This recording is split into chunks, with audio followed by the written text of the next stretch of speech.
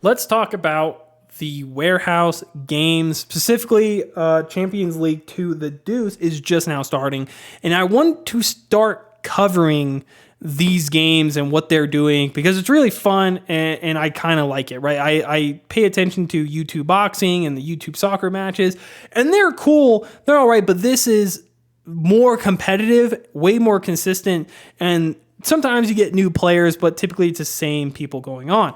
So let's talk about Captain's League. Captain's League is where you're going to have 4 captains draft from a pool of 12 players that are going to stay consistent for all 4 of these games. Slapball is going to be volleyball combined with handball. Ball and play is going to be cricket within a warehouse. Baseball 5 is new. Don't know what's going on with there, but it's going to be probably the most people they had on a team at one point. And then Blitzball is 2-on-2 backyard baseball. Super awesome, super exciting. If you haven't seen Blitzball Battle 5, it's on their channel.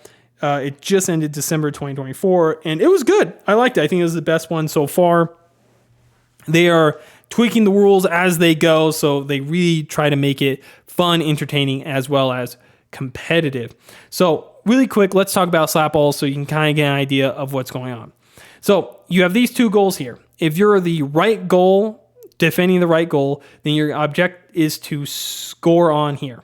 If you're within your enemy zone, you have to slap the ball in. In these triangles, you can throw the ball in kind of like a sniper.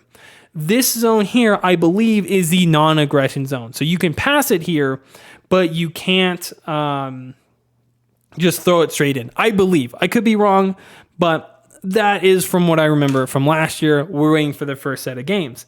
So it is going to be the most physical. There's going to be a lot of running back and forth, kind of like basketball. We'll see sort of how it plays out, but I want to talk about the drafts because from what I can tell, the story is in a great position. They got 3 very athletic, I guess, players to really not only throw the ball, but also try to spike it, move around, get in good positions. I believe their captain is going to be the goalie.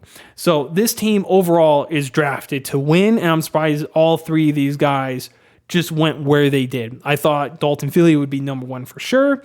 And so that's where the breakdown has an interesting strategy where they are going a more defensive route with a slingshot throwing methodology. I don't think they're going to try to slap the ball as much.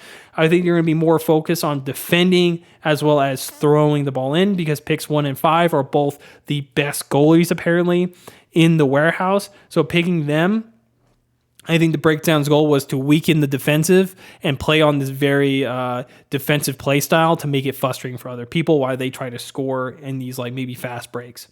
The Rippers has the most balanced, I feel like, of all the teams where you have their actual captain, which is a very good pitcher with his partner Zoe.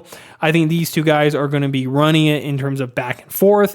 Pick number 3 is no slouch. If he was not the top guy in the warehouse, he's definitely number 2 overall. I'm surprised he went 3rd, but I guess when you have the best goalie, the best athlete, I guess that's where he stands as one of the best athletes there.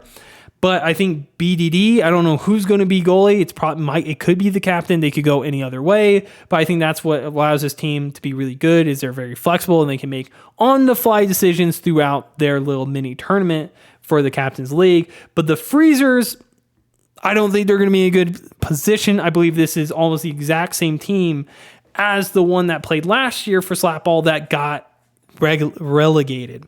So I think this team struggles with their identity. I don't think they know what they want to do in terms of Slapball. And I feel like they just kind of swarm and hope for the best, which isn't the most efficient and could lead you up to a large problem later on. Now, the Freezers did have the worst position in the graph, right? They went 4-8-12 last every single round. However, going second in Baseball 5, going first in Ball and Play, and going third in Blitzball is super strong, but he goes 3-5-11 in Blitzball, which I think is the most competitive. So the most you can get out of this is really good. And I think getting the 5th pick is really strong.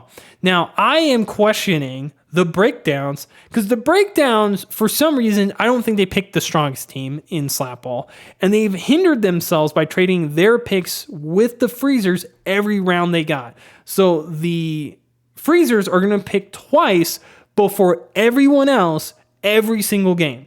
So I'm expecting the freezers to not do well in slap ball, but have a really good first to second performance in every other game that they play. That's what I'm expecting. And I guess my statement was wrong. I said they're going to pick 2 before everyone else every single time.